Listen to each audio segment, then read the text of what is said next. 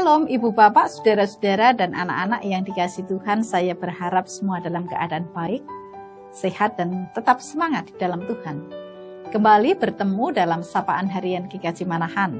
Sebelum kita mendengarkan firman Tuhan, mari kita berdoa. Syukur kami panjatkan di hadirat-Mu Tuhan Yesus, Allah yang menang, Allah yang bangkit dari kuasa kematian. Atas kuasa kebangkitan-Mu Engkau membangkitkan harapan dan semangat hidup kami. Kami rindu atas firman-Mu, kiranya Engkau hadir, kuasai kami dengan Roh Kudus-Mu.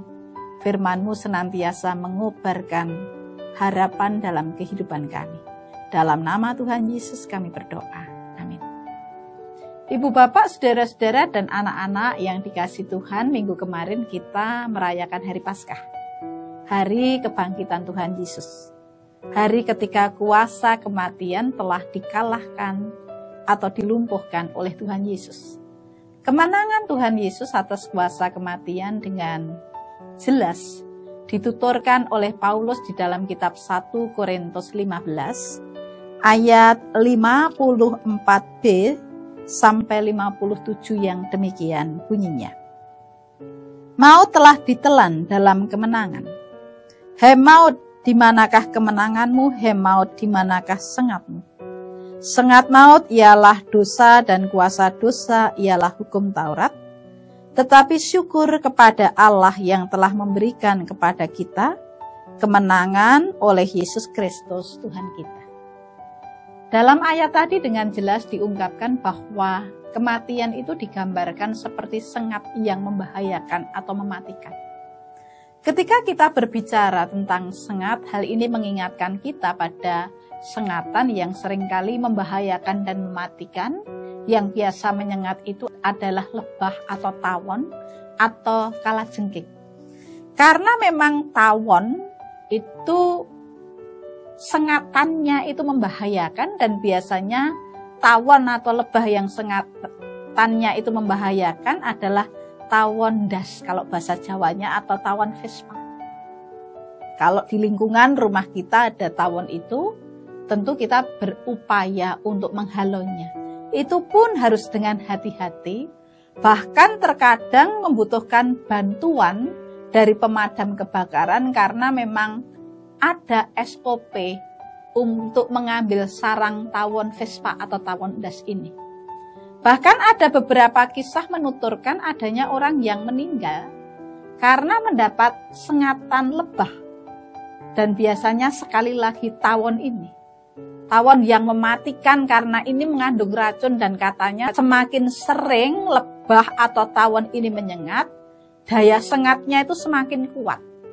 Ketika dia menyengat, dia meninggalkan bekas berupa lubang tanpa harus meninggalkan sengatannya. Ya, memang sekali lagi sengatan itu membahayakan.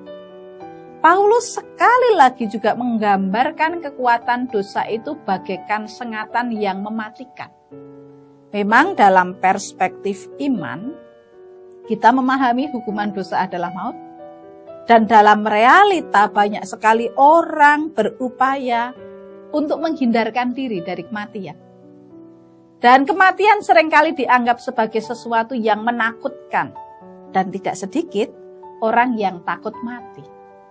Berbagai upaya dilakukan orang supaya diberi umur panjang.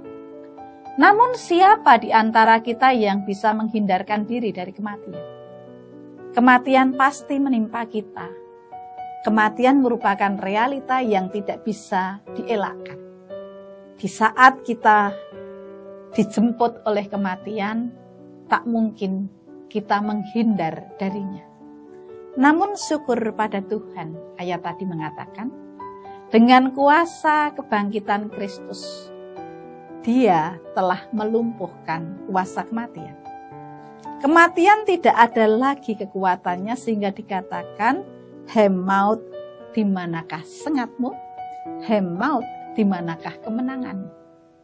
Dalam pengakuan iman rasuli, setiap saat kita juga mengungkapkan bahwa setelah kematiannya, Tuhan Yesus turun ke dalam kerajaan maut dan pada hari yang ketiga bangkit dari antara orang mati, melumpuhkan dan mengalahkan maut. Demikian juga, kalau kita renungkan, bukankah dalam keseharian kita sebagai manusia, cepat atau lambat, kita akan diperhadapkan dengan kematian. Meskipun kematian itu sebuah kepastian, namun dalam iman akan kebangkitan Kristus, kematian bukan kekuatan yang menakutkan lagi. Kebangkitan Kristus memberi kepastian bahwa pada saatnya kita dibangkitkan bersama dengan Dia. Hal ini tentu memberi harapan, terlebih ketika saat ini kita masih berada pada Minggu Paskah. Sebagai orang percaya yang mengalami kuasa kebangkitan Kristus, kita juga dipanggil untuk bangkit melawan kekuatan dosa yang ada dalam hidup kita. Kita bangkit menjadi pribadi yang diperbaharui sebagai manusia Paskah. Berarti kita juga bangkit untuk menguburkan keinginan dan perbuatan dosa. Kiranya Tuhan memberkati kita. Amin.